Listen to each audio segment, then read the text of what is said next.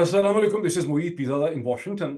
20 फरवरी 2024 ट्यूसडे मंगल का दिन है। पाकिस्तान के हवाले से बहुत सी डेवलपमेंट्स हैं, इतनी ज़्यादा डेवलपमेंट्स हैं कि किसी एक वीलॉग के अंदर उन्हें कंटेन नहीं किया जा सकता। डेवलपमेंट वो भी है जहां आप देखते हैं कि गुज़िश्ता 24 घंटे में तहरीक इंसाफ ने बड़ी स्ट्रॉन्ग स्टेटमेंट इशू की है Imran Khan, former prime minister Pakistan Imran Khan की अहलिया बुशरा बीबी के हवाले से, जिसमें इस खदशे का इजहार किया गया है कि उनकी सेहत ठीक नहीं है, उनको मेडिकल एक्सेस नहीं मिल रही और उनको एक नॉर्मल प्रिजन के अंदर अडियाला जेल हो और वहाँ मुंतकिल करने की ज़रूरत है। और साथ ही आप सुनते हैं कि इमरान खान की बड़ी बहन जो है उस्मा खान, उन्होंने भी बुशरा बीबी के हवाले से इस्लामाबाद हाई कोर्ट में एक पिटीशन मूव की है जिसमें खदशे का इजहार किया गया कि उनको शायद खाने के अंदर ऐसे केमिकल दिए गए हैं जिससे कि उनकी सेहत खराब हुई है और उनको मकसद यह है कि इमरान खान को हरासा किया जाए। और इस पिटीशन के अंदर ये डिमांड की गई है कि उनको एक प्रॉपर मेडिकल एक्सेस जो है वो मिलनी चाहिए। डेवलपमेंट वो भी है जहां आप देखते हैं कि लक्ष्मी चौक के हवाले से ये दावा किया जा रहा है कि एक कैरेक्टर जो है उसे लाहौर में शायद पीएमएलएन के गुंडों ने कत्ल कर दिया है। पीएमएलएन के ज़राए का कहता है कि नहीं, ये तहरीक इंसाफ की साजिश है, उन्होंने इसे कत्ल करवा दिया है। डेवलपमेंट वो भी है जहां आप देखते हैं कि पांचवें राउंड के बावजूद पीपीपी और पीएमएलएन की जो कोऑर्डिनेशन कमेटीज हैं हुकूमत की फॉर्मेशन के हवाले से, उनके दरमियान जो डेडलॉक है और जो ट्रस्ट डेफिसिट है वो बदस्तूर कायम है और हुकूमत की फॉर्मेशन जो है वो लटकती चली जा रही है। तो डेवलपमेंट्स पे डेवलपमेंट्स हैं बहुत सी जिनका मैं जिक्र अगर करता चला जाऊं, लेकिन मेरी कोशिश ये है। और फिर प्रेसिडेंट ऑफ पाकिस्तान ने बहुत इंटरेस्टिंग कमेंट्स किए। जनाब डॉक्टर आरिफ अलवी ने एक बिजनेस के हवाले से जब एक सेमिनार से वो खिताब कर रहे थे तो उन्होंने कहा कि जब करोड़ों लोग जो हैं वो निकलते हैं इलेक्शन के लिए, वोट डालते हैं, तो जाहिर है कि आपको बहुत एक उम्मीद होती है, एक इंस्पिरेशन होती है, आपका बहुत खुश होते हैं। अब ये जो लाखों करोड़ों नौजवानों ने वोट दिया है, इनका कॉन्फिडेंस जमहूरियत के अंदर मुझे खुशी होती है सुनकर देखकर। अब इनका कॉन्फिडेंस अगर जमहूरियत में शेक होगा तो मुझे तो डर लगता है कि किसी और तरफ ना निकल जाए। लेकिन मैं कुछ ऐसी की डेवलपमेंट्स को उठाना चाहता हूँ जो मैं समझता हूँ कि इंपॉर्टेंट भी हैं, जिनके हवाले से लोगों के जहनों में सवालात उठ भी रहे हैं। और फिर ऐसी भी डेवलपमेंट जिनके जवाबात भी आपको कहीं और कोई देना नहीं चाहेगा बिकॉज ये इतनी पॉपुलर टॉपिक नहीं है। तो पहला जो मेरे सामने एक बहुत इंपॉर्टेंट क्वेश्चन है जिसको पाकिस्तान के अखबारात ने बहुत बिल्डअप किया, वो ये है कि गुज़िश्ता 24 घंटे में चीन की मिनिस्ट्री ऑफ एक्सटर्नल अफेयर्स ने, यानी फॉरेन ऑफिस ने, फॉरेन मिनिस्ट्री ने, वहाँ की स्पोक्स पर्सन जो है जिनका नाम बताया जाता है माओ निंग, उन्होंने पाकिस्तान के इलेक्शन और गवर्नमेंट फॉर्मेशन के हवाले से उन्होंने एक कमेंट किया। अब उनका कमेंट क्या है? उनका कमेंट तो ये है कि हम वेलकम करते हैं पाकिस्तान में एक स्मूथ इलेक्शन। अच्छा, अपेरेंटली बीजिंग के अंदर ये एक प्रेस टॉक, ये उनकी मतलब क्वेश्चन आंसर का सेशन है, वहाँ एक सवाल पूछा गया। अब हमें ये नहीं पता, चूंकि बीजिंग जाहिर है कि शफाफ नहीं है, ट्रांसपेरेंट नहीं है, एक डिक्टेटोरियल मॉडल है, तो हमें ये ठीक तरह से नहीं पता कि ये सवालात जो हैं ये क्या इंडिपेंडेंट कोई भी सहाफ़ी वहाँ पे मौजूद होता है सवाल पूछ सकता है, या जिस तरह से हम समझ सकते हैं कि चूंकि चीन का मॉडल डिफरेंट है तो ये सवाल जो पूछे जाते हैं ये दर हकीकत एक प्लांटेड क्वेश्चंस होते होंगे कि चीन की हुकूमत जो सवाल चाहती होगी वही वहाँ पे पूछा जाता होगा। ये इसको हम इसके बारे में हम हतमी तौर पे कुछ नहीं कह सकते, लेकिन हमारी प्रीडोमिनेंट ओपिनियन यही होगी कि जो सवाल पूछा जाता है वो सवाल पूछवाया जाता है।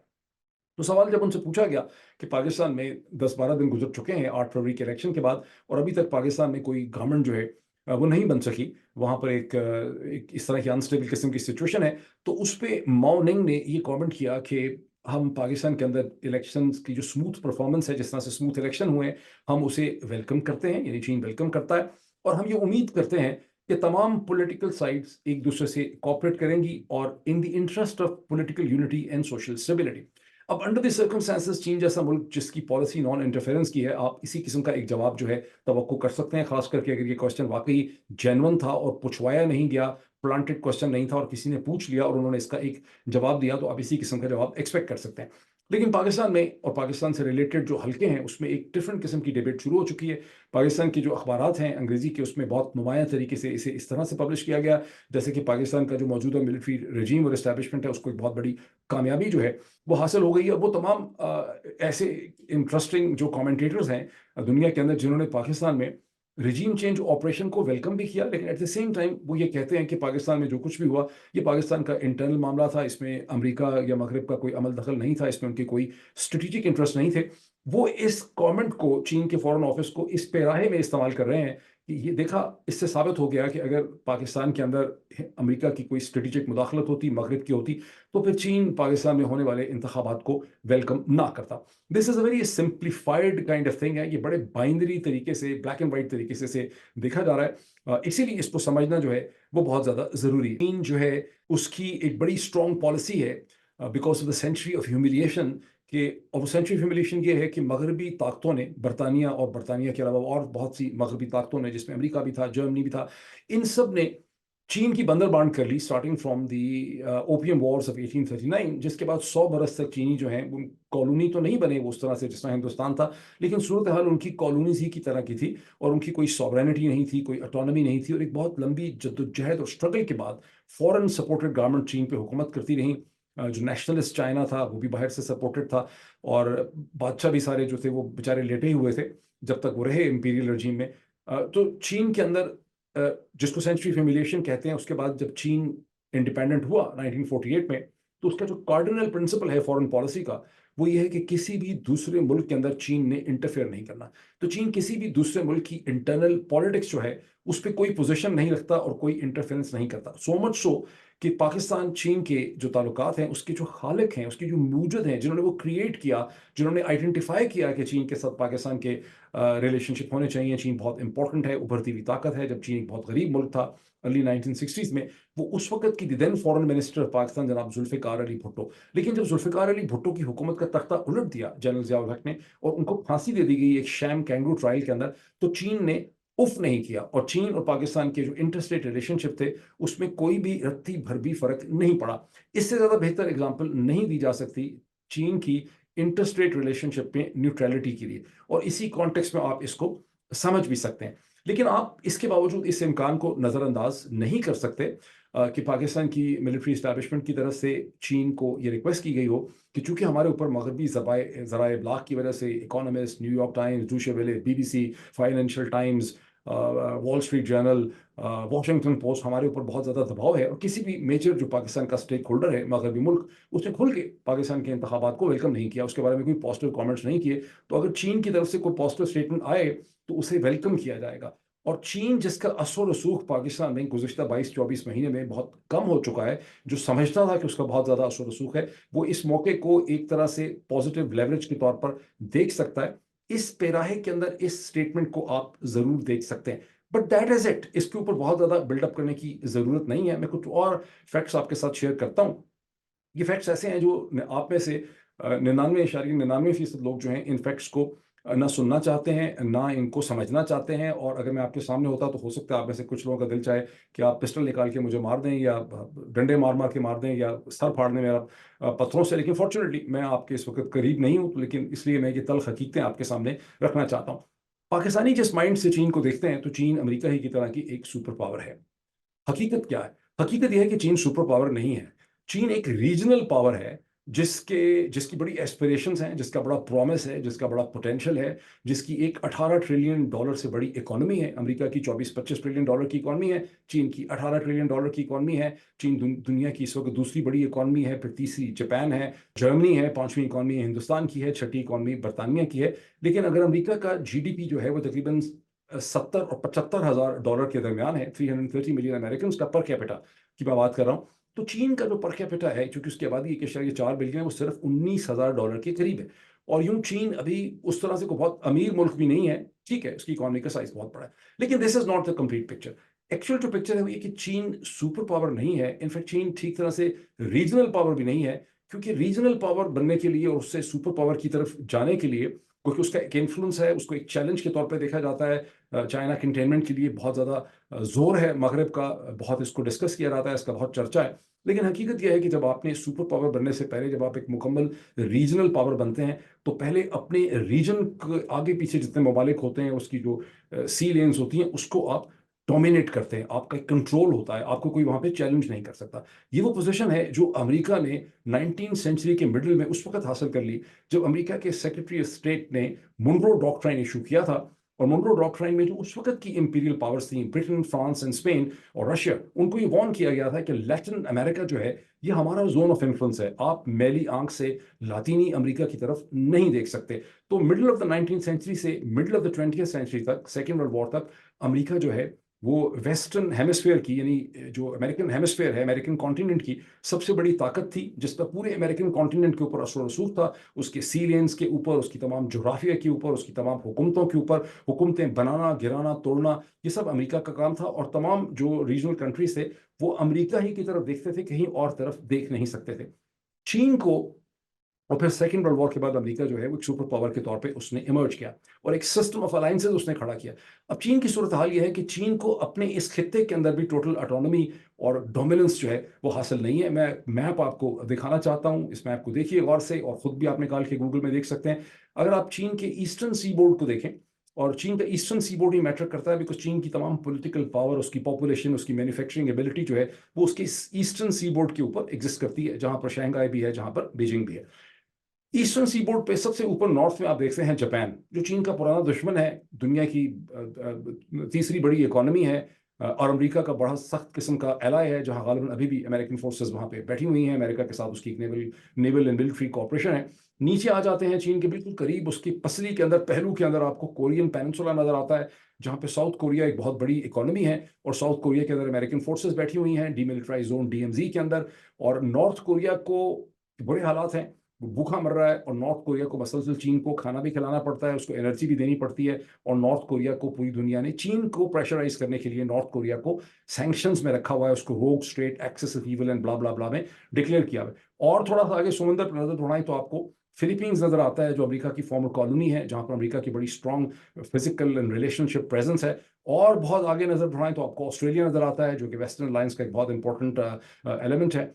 और नीचे आ जाएं, चीन के करीब आ जाएं, तो चीन के पहलू में आपको ताइवान नजर आता है, जहां पर अमेरिका की बड़ी स्ट्रॉन्ग प्रेजेंस है, जहां की हर वक्त आप खबर सुनते हैं कि चीन को ताइवान स्ट्रेट और साउथ चाइना सी में चीन मतलब बहुत शदीद चीन को दबाव में रखा जाता है। ताइवान के हवाले से हर वक्त खबर निकाल दी जाती है, हर दूसरे तीसरे महीने, कि चीन ताइवान पे हमला करने वाला है, कि ताइवान पे हमला करेगा तो फिर क्या होगा, फिर अमेरिका कैसे रिस्पॉन्ड करेगा, फिर क्या होगा, फिर किस तरह की लड़ाई होगी। और ये वो तमाम चीज़ें हैं जिसकी वजह से चीन को इंतहाई जहनी दबाव के अंदर रखा जाता है। और ये तमाम वो चीज़ें हैं जिन्हें पाकिस्तान के ज़राए इब्लाग, पाकिस्तान के TV एंकर्स, पाकिस्तान के तमाम लोग जो हैं वो ना तो समझते हैं, ना समझना चाहते हैं। ना समझना चाहता जो है वो और ज़्यादा इंपॉर्टेंट चीज़ हो जाती है। बिल्कुल और नीचे आ जाएं, चीन के साउथ में आ जाएं, तो आपको वियतनाम और कंबोडिया नज़र आते हैं, वो ममालिक जिनकी खातर चीन ने कभी जंगें लड़ी, लेकिन आज वहाँ पर अमेरिका का असर रसूख बहुत ज़्यादा है। और थोड़ा नीचे देखें तो सिंगापुर है, जो वंस अगेन एक वेस्टर्न जो है इंपीरियल आउटपोस्ट है एक तरह की, जहाँ बेतहाशा असर रसूख है मगरब का। और आप ईस्ट की तरफ आ जाएं तो आपको इंडोनेशिया, मलेशिया नजर आते हैं, जो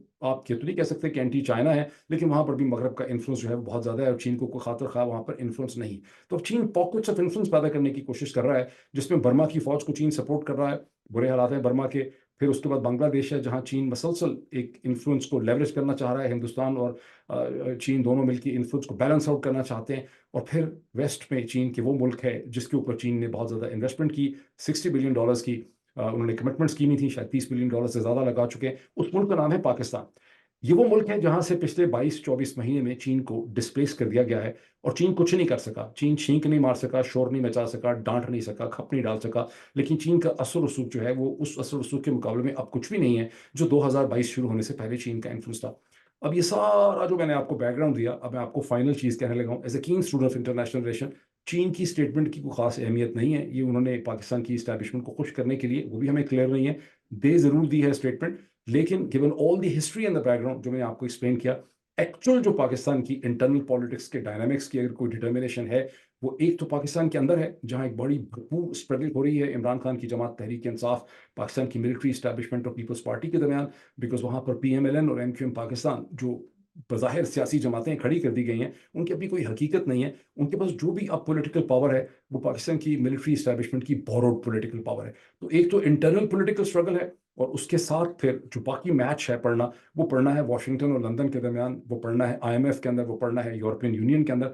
इसीलिए जो दूसरा मेरा टॉपिक है वो है IMF क्यों इतना इंपॉर्टेंट है? इसलिए कि मार्च में IMF के साथ जो स्टैंड बाय एग्रीमेंट है, SPA, वो खत्म हो जाएगा, और जो आने वाली हुकूमत है, जिसमें इसहाक डार साहब एक बार अपने आप को फिर एक फाइनेंशियल जार की हैसियत से देख रहे हैं, और इस वक्त PPP के साथ जो नेगोशिएशन हो रही है PMLN की, उस कोऑर्डिनेशन टीम को भी इसहाक डार साहब लीड कर रहे हैं। ना सिर्फ लीड कर रहे हैं, बल्कि वो सारी की सारी मीटिंग्स जो, जिसके 5 राउंड हो चुके हैं, वो इसहाक डार साहब की जो रेजिडेंस है पार्लियामेंट्री लॉजेस में इस्लामाबाद में, वहीं पर ये सारी नेगोशिएशंस हो रही हैं।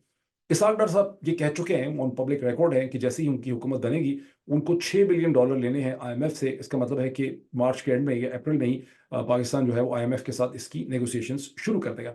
अब गुज़िश्ता 24 घंटे में दुनिया का जो फाइनेंशियल रेटिंग एजेंसी है, बहुत बड़ी, बहुत इंपॉर्टेंट, फिच रेटिंग एजेंसी, उसकी एक रिपोर्ट आई है जिसमें उन्होंने असेसमेंट दी है कि given the specter of instability in Pakistan, जहां पर तहरीक इंसाफ बैक्ड कैंडिडेट ने सबसे ज़्यादा सीटें ली हैं, सबसे बड़ा ग्रुप उनका है, लेकिन उनको ताकत से बाहर रखा जा रहा है और वहाँ पर एक वीक कोएलिशन बनाई जा रही है पीपीपी पीएमएलएन की। इसका मतलब है कि पाकिस्तान में पॉलिटिकल अनसर्टेनिटी रहेगी, पाकिस्तान में गैर यकीनी की सूरत हाल रहेगी, एक कयास की सूरत हाल रहेगी, और इस कयास की सूरत हाल में IMF को $6 बिलियन का प्रोग्राम पाकिस्तान को देने में दिक्कत होगी, दुश्वारी होगी। पाकिस्तान के लिए इस प्रोग्राम को सक्सेसफुली नेगोशिएट करना एक प्रॉब्लम होगा। बड़ी अच्छी बात है ये पाकिस्तान की पॉलिटिक्स के पॉइंट ऑफ व्यू से। अच्छी बात इसलिए है कि यहाँ पर पाकिस्तान के लोगों के लिए और पाकिस्तान तहरीक इंसाफ के लिए, इमरान खान की जमात के लिए, आप सब के लिए एक अपॉर्चुनिटी ये है कि क्या हम किसी तरह से इंटरनेशनल मॉनेटरी फंड के ऊपर ये इम्प्रेस अपॉन कर सकते हैं कि इंटरनेशनल मॉनेटरी फंड को याद करवा सकते हैं कि आपने 2023 में ये कमिटमेंट सबसे ली थी कि पाकिस्तान के अंदर free, fair and transparent elections होने चाहिए।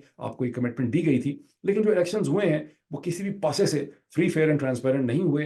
और जब तक ये फॉर्म 45 जो है इनको काउंट नहीं किया जाता, इसकी एक एग्जैक्ट डिटर्मिनेशन नहीं की जाती, पार्टी पोजीशन डिटर्मिन नहीं होती, तो ये इलेक्शन जो है ये बहुत डिस्टर्बिंग रहेंगे और पाकिस्तान के अंदर एक stable well thought out political structure जो है वो खड़ा नहीं हो सकेगा। और अंडर दिस सर्कमस्टांसेस अगर आप पाकिस्तान को मजीद $6 बिलियन देते हैं तो ये एक जुल्म और टिरनी होगी। आप एक अनस्टेबल पॉलिटिकल मॉडल के अंदर ये पैसे देंगे जहां आप एक्सपेक्ट करते हैं कि पाकिस्तान के लोगों को मजीद टैक्सेस लगाए जाएं, वहां पे रिफॉर्म की जाए, इंस्टीट्यूशनल कट ऑफ किया जाए, लोगों का पेट काटा जाए, लेकिन आप एक नॉन रिप्रेजेंटेटिव जो हुकूमत है, जो दर हकीकत लोगों की विल को रिप्रेजेंट नहीं करती, उसको आपके पैसे दे रहे होंगे। ये एक स्ट्रॉन्ग आर्गुमेंट है। ताहम जो बचपन में हम पढ़ते थे कि बिल्ली के गले में घंटी कौन बांधे, अब पाकिस्तान तहरीक इंसाफ के, पाकिस्तान के लोगों के पास कोई ऐसे मैकेनिज्म्स नहीं है इन्फ्लुएंस करने के जिसके जरिए वो IMF तक अपना ये मैसेज जो है वो पहुंचा सके। माँ इसके कि उर्दू के ब्लॉग्स के अंदर हम बैठ के IMF को गालियां निकालें, शोर मचाएं या उर्दू में ट्वीट लिख दें, इसके अलावा कोई खास अपेरेंटली बात है नहीं। तरीका है क्या? तरीका मैं आपको बता सकता हूँ कि तरीका क्या है। तरीका ये है कि अगर पाकिस्तान के नोटेड इकोनॉमिस्ट हों, पॉलिसी मेकर हों, जो मगरबी ममालिक के अंदर हों, जो पाकिस्तान के अंदर भी हो सकते हैं, लेकिन पाकिस्तान वाला तो रात को ही गुम हो जाएगा बेचारा, तो जो मगरबी ममालिक में पाकिस्तानी एकेडमिक्स हैं, पॉलिटिकल साइंटिस्ट हैं, नोटेड इकोनॉमिस्ट हैं, इकोनॉमिक पॉलिसी मेकर हैं, कोई NGOs हैं, कोई बॉडीज़ हैं, जो पब्लिक एक्शन कमेटीज़ होती हैं, इंस्टीट्यूशंस होते हैं, पब्लिकेशंस होती हैं, अगर वो इस हवाले से IMF को ख़त लिखें, कॉरस्पॉन्डेंस करें और ये पूरी सिचुएशन IMF को एक्सप्लेन करें कि एक अनस्टेबल नॉन रिप्रेजेंटेटिव गवर्नमेंट जो है उसके साथ IMF की जो एक मजीद डील है मजीद 3 साल के लिए, ये ख़तरनाक होगी। इसके कोई बेहतर नताइज नहीं निकल सकेंगे, ये पॉलिटिकल स्टेबिलिटी नहीं आएगी, और ये जस्ट नहीं होगा, ये मुनासिब नहीं होगा। ये चीज़ ख़तो ख़ताबत से भी हो सकती है, ये चीज़ बड़े पावरफुल जिस तरह ऑपेड पीस, ओपिनियन पीसेस, आर्टिकल्स की शक्ल में भी हो सकती है, ये लॉबिंग की शक्ल में भी हो सकती है, जहां IMF के मैनेजिंग डायरेक्टर को, IMF के जो मेंबर हैं, बोर्ड कंट्रीज हैं, उनको अप्रोच किया जा सकता है, उनके सामने ये पोजीशन जो है रखी जा सकती है। और उसमें डिमांड बड़ी सिंपल है, उसमें डिमांड ये नहीं है कि पाकिस्तान को IMF का प्रोग्राम नहीं मिलना चाहिए। डिमांड बड़ी सिंपल है कि जब तक पाकिस्तान के इलेक्शंस के बारे में एक इंडिपेंडेंट ट्रांसपेरेंट मैकेनिज्म फॉर्म 45 को काउंट नहीं कर लेता, एक इंटरनेशनल स्टैंडर्ड मैकेनिज्म जिसको इंटरनेशनल मीडिया मॉनिटर कर सके, जैसे New York times, Washington post, BBC, अल जजीरा, देख के कह सकें कि ये एक क्रेडिबल मैकेनिज्म था, उतनी देर तक पाकिस्तान के साथ IMF का प्रोग्राम नहीं होना चाहिए। सो ये जो फिच की रिपोर्ट है और IMF के प्रोग्राम की इम्पेंडिंग है, ये पाकिस्तान की पॉलिटिक्स को इम्प्रूव करने के लिए एक गॉड गिवन अपॉर्चुनिटी है। अब इसको जो समझ सके उसका बड़ा भला, जो ना समझ सके उसका भी भला। अब आए दो पॉलिटिकल डेवलपमेंट्स की तरफ। एक तो है कि पीपल्स पार्टी और PMLN के दरमियान चौथी नहीं 5वीं मीटिंग के बाद, जो 5वीं मीटिंग हुई उनकी कोऑर्डिनेशन कमेटीज के, उसके बाद भी एक डेडलॉक है और उनका डेडलॉक रिजॉल्व नहीं हो रहा गवर्नमेंट फॉर्मेशन पे। लेकिन इससे पहले कि मैं इस डेडलॉक की नेचर आपको एक्सप्लेन करूं, मैं आपको बताऊं कि अब तक तहरीक इंसाफ जो है उसकी स्ट्रगल कहाँ खड़ी है और तहरीक इंसाफ क्या कर रही है। जैसे कि आप सुन चुके होंगे, मैंने पिछले व्लॉग में जिक्र किया कि तहरीक इंसाफ ने एक सक्सेसफुल अलायंस कायम किया 2 जमातों के साथ, सुन्नी और शिया। सुन्नी इत्तेहाद काउंसिल जो है साहिबजादा हामिद रजा साहब की, उनके साथ उन्होंने अपने इत्तेहाद को फाइनलाइज कर लिया, जिनकी एक सीट है फैसलाबाद से, और यूं सेंटर के अंदर और पंजाब के अंदर वो अपनी रिजर्व सीट्स जो हैं वो इस मैकेनिज्म से हासिल कर सकते हैं। लेकिन इसके साथ जो उन्होंने अच्छा काम किया कि उन्होंने साथ ही जब उसका डिक्लेरेशन किया प्रेस कॉन्फ्रेंस में, तो उन्होंने मजलिस वहादतुल मुस्लिमीन के जो सेक्रेटरी जनरल हैं जनाब राजा अलामा नासिर अब्बास साहब जो हैं, उनको भी उन्होंने साथ बिठाया हुआ था। यूँ उन्होंने एक मैसेज दिया कि तहरीक इंसाफ सुन्नी शिया दोनों ही किस्म की रिलीजियस जमातों को साथ लेके चल सकती है। और यूँ जो वो एक रिक्वायरमेंट और क्रिटिसिज्म आ रही थी खैबर पख्तूनख्वा के मेंबरान से कि हमारा वोटर बेस जो है वो प्रिडोमिनेटली सुन्नी है और हमें उनको एतराज़ हो सकता है कि हम एक सिर्फ शिया पार्टी के साथ जा रहे हैं, उसको भी उन्होंने यहाँ पर डिफ्यूज़ कर दिया। दूसरी तरफ खैबर पख्तूनख्वा के अंदर JYP जो है नूरानी साहब की जमीयत उलमा इस्लाम पाकिस्तान, उसके साथ भी मोर और लेस उनका इत्तेहाद जो है वो फाइनलाइज़ हो रहा है। ANP ने उनको रिजेक्ट कर दिया, जमात इस्लामी के साथ नहीं हो सका और बलूचिस्तान में ये कोशिश है कि पख्तूनख्वा मिली अवामी पार्टी जो कि महमूद खान अचकज़ई साहब की है, उसके साथ तहरीक इंसाफ चले। अब एक चाइल्डिश या बहुत यूथफुल माइंड से जहां आप इंस्टेंटेनियस इमीडिएट ग्रेटिफिकेशन आपको चाहिए होती है, मेरी बच्ची हमेशा कहती डैडी अभी अभी अभी चाहिए, और मैं उसको कहता हूँ अगले हफ्ते मैं ये दूंगा ताकि उसकी ग्रेटिफिकेशन कम हो और उसमें एक पेशेंस पैदा हो सके।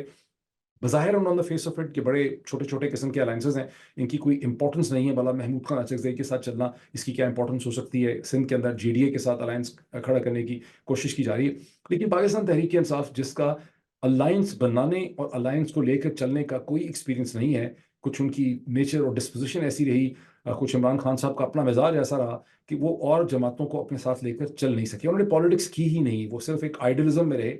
इस पॉइंट ऑफ व्यू बैकग्राउंड से तहरीक इंसाफ अगर इन अलायंसेस को बनाती है और इन्हें लेकर चलती है, इन्हें सस्टेन करती है, तो ये तहरीक इंसाफ की लॉन्ग टर्म में बहुत बड़ी कामयाबी होगी। अब इसके साथ हम ये देख लें कि जो चीज़ इस वक्त है इस्टेब्लिशमेंट वर्सेस तहरीक इंसाफ, ये एक वॉर ऑफ नर्व्स है।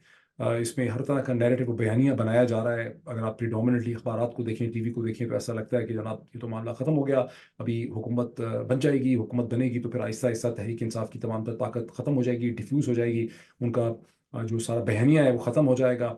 हुकूमत का एक प्लान ऐसा भी है कि हम एक SFIC और इकनॉमिक टर्न अराउंड कर लेंगे, हमें एक IMF का प्रोग्राम मिल जाएगा, जब हम इकॉनमी ठीक कर लेंगे, इकॉनमी वैसे पिछले 2 साल से तो ठीक नहीं कर सके, इकॉनमी ठीक कर लेंगे तो तहरीक इंसाफ का बयानिया जो है वो कमज़ोर पड़ जाएगा। This is what the predominant किस्म की थिंकिंग है। लेकिन इसमें बहुत ज़्यादा मुबालगा आराई है, बहुत ज़्यादा एग्जैजरेशन है। पहला पॉइंट ये है कि तहरीक इंसाफ इस स्ट्रेटेजिक एटमॉस्फेयर के अंदर, मेरी अंडरस्टैंडिंग ये है कि इमरान खान और उनकी जो इस वक्त की लीडरशिप है वो फेडरल गवर्नमेंट लेना भी नहीं चाहते। वो सिर्फ अपनी पॉलिटिकल पोजीशन को इम्प्रूव करना चाहते हैं, ज़्यादा से ज़्यादा सीटें हासिल करना चाहते हैं, लेवरेजिंग करना चाहते हैं और इंतज़ार करना चाहते हैं किसी इंपॉर्टेंट टर्न अराउंड का, किसी ब्रेकअप का, किसी डेवलपमेंट का, जो होती है जब भी एक पॉलिटिक्स का पहिया चलता है, तो फिर ऐसी डेवलपमेंट्स होती हैं जिसके दरम्यान में आपको स्पेस मिलती है। तो मुझे नहीं लगता कि इमरान खान फेडरल गवर्नमेंट लेना चाहते हैं, वो खैबर पख्तूनख्वा ही की गवर्नमेंट लेना चाहते हैं। और ये और बात है कि पिछले 24-36 घंटों में जब उमर अयूब ने और बैरिस्टर गौहर अली खान ने ये कह दिया कि हम खैबर पख्तूनख्वा सेंटर और पंजाब में हुकूमत बनाएंगे, तो उसमें बड़ी थरथरी मच गई और बेतहाशा पता नहीं कितने दर्जन प्रोग्राम जो हैं वो उसके खिलाफ कर दिए गए, जिसमें बहुत ही इंटरेस्टिंग वीलॉग तो मुनीब इकबाल साहब का था, जिन्होंने बाकायदा फरिश्तों से बात की और फरिश्तों ने उनको एक मैसेज भी दिया कि ऐसा नहीं होगा, हम ही मालिक हैं, हम ही सब कुछ कर रहे हैं, बट हम उन तफसीलात के अंदर नहीं जाते। यहाँ पे स्ट्रेटजी क्या है, मैं 2-4 ट्वीट्स आपको दिखाना चाहता हूँ। स्ट्रेटजी ये है कि इस्टेब्लिशमेंट की स्ट्रेटजी है कि तहरीक इंसाफ को कुछ सीटें और दे दी जाएं, ताकि ये कहा जा सके कि इलेक्शन की स्क्रूटनी हो गई और इलेक्शन का प्रोसेस अल्टीमेटली फेयर हो गया और एक बैलेंस हो गया, और तहरीक इंसाफ को आप बूंद बूंद में टपका टपका के, ये तरसा तरसा के जब देंगे, तो इंडियन जब उनको आप 10-15-20 सीटें और दे देंगे तो आप एक सेटिस्फेक्शन हो जाएगी। इसमें 2-3 ट्वीट्स बड़े इंटरेस्टिंग हैं। जावेद चौधरी साहब ने एक कॉलम लिखा है इस हवाले से, जिसमें कहा है कि नवाज शरीफ साहब को अल्टीमेटली तहरीक इंसाफ को उसकी एक्चुअल 125 सीटें जो हैं, क्योंकि इस वक्त कोई 100 के करीब है या 100 से कम है, तो 125 सीटें तहरीक इंसाफ की बनती हैं और नवाज शरीफ ने जो सीटें चोरी की हैं वो उन्हें उनको दे देनी चाहिए। यहाँ पे जो थॉट इंसर्शन है वो 125 की है। इसी उनकी कॉलम को ट्वीट किया है हामिद मीर साहब ने, वो बहुत इंटरेस्टिंग ट्वीट है। उसमें उन्होंने ये नहीं कहा कि ये 125 ठीक हैं, ये गलत हैं, ये 125 से ज़्यादा होनी चाहिए, तहरीक इंसाफ तो 180 कहती है, या 170 होनी चाहिए, 150 होनी चाहिए। हामिद मीर साहब ने मजाक उड़ाया है जावेद चौधरी साहब का कि तुमने चूंकि ये लिखा है 125 का, तो तुम अब तैयार हो जाओ कि तुम्हें बहुत ज़्यादा गालियाँ दी जाएंगी। इन अदर वर्ड्स ये है कि तहरीक इंसाफ वाले 125 का सुन के तुम्हारे ऊपर बहुत ज़्यादा हमले करेंगे। This is also part of the same narrative shaping की तहरीक इंसाफ की 125 सीटों का फिगर जो है वो ताकि लोगों के जहनों में और तहरीक इंसाफ के जहनों में बिठा दिया जाए। इस हवाले से आप नजमा का भी ट्वीट देख सकते हैं, मैं स्क्रीन पे आपको दिखाता हूँ। और एनकीडो का बहुत इंपॉर्टेंट ट्वीट है। ये एनकीडो कौन है मैं नहीं जानता कौन है, लेकिन Enkidu is a very intelligent character.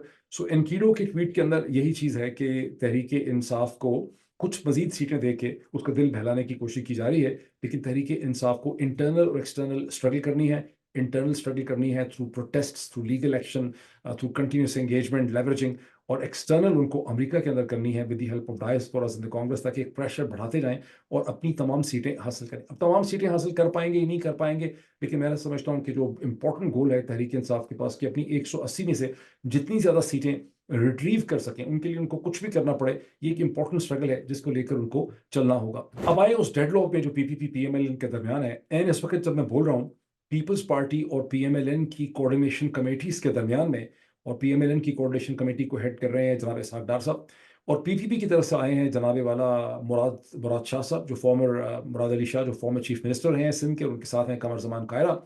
और कमर जमान कायरा साहब की स्टेटमेंट शायद आपने देखी हो, जो कह रहे हैं कि हमारे पास अभी वक्त है डील स्निच करने के लिए, लेकिन डेडलॉक है। 5 मीटिंग्स हो चुकी हैं, आज जो मीटिंग हो रही है इस हवाले से 6ठी मीटिंग है इन दोनों कोऑर्डिनेशन कमेटीज के दरमियान। अब ये क्यों इनका डेडलॉक है? डेडलॉक इसलिए है कि पीपीपी की डिमांड्स ये हैं कि उन्हें प्रेसिडेंसी चाहिए और उनको गवर्नरशिप चाहिए। गवर्नरशिप से ज़्यादा इंपॉर्टेंट उनको नेशनल असम्बली की स्पीकरशिप चाहिए, उनको गालबन सेनेट की भी चेयरमैनशिप चाहिए।